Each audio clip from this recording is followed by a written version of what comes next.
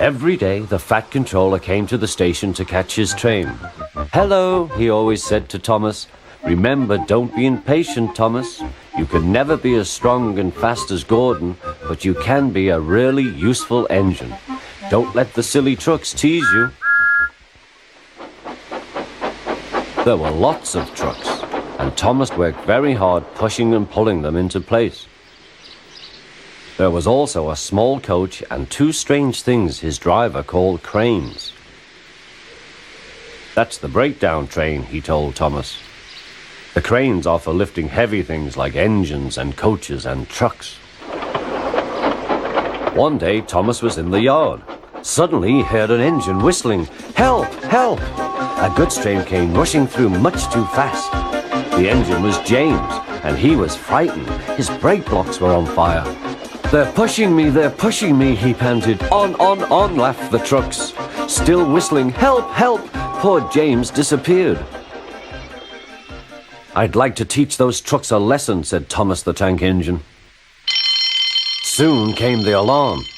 "James is off the line! The breakdown train! Quickly!" Thomas was coupled on, and off they went.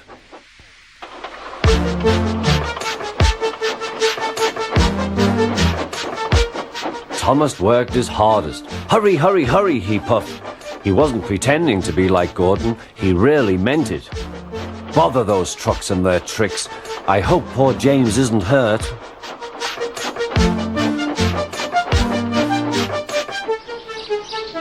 James's driver and fireman were feeling him all over to see if he was hurt.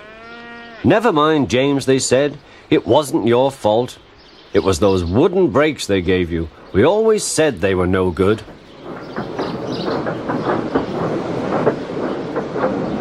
Thomas pushed the breakdown train alongside.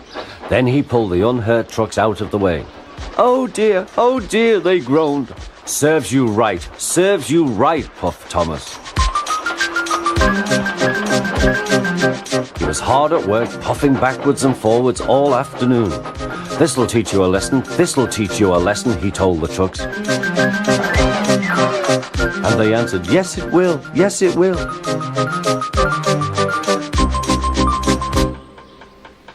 They left the broken trucks, then with two cranes they put James back on the rails.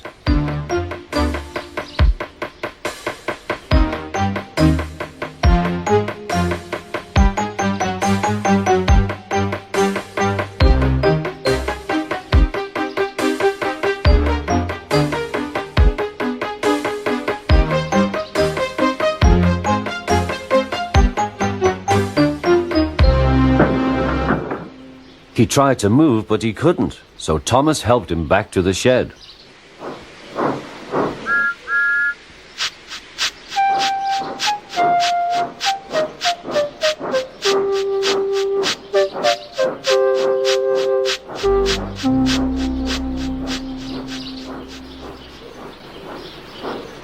The Fat Controller was waiting anxiously for them.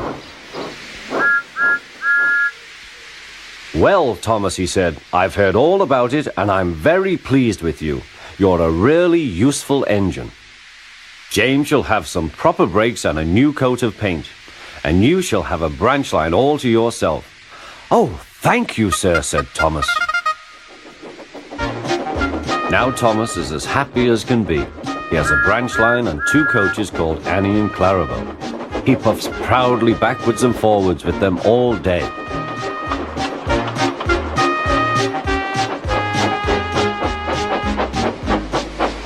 He is never lonely. Edward and Henry stop quite often and tell him the news. Gordon is always in a hurry, but never forgets to say poop poop, and Thomas always whistles peep peep in return.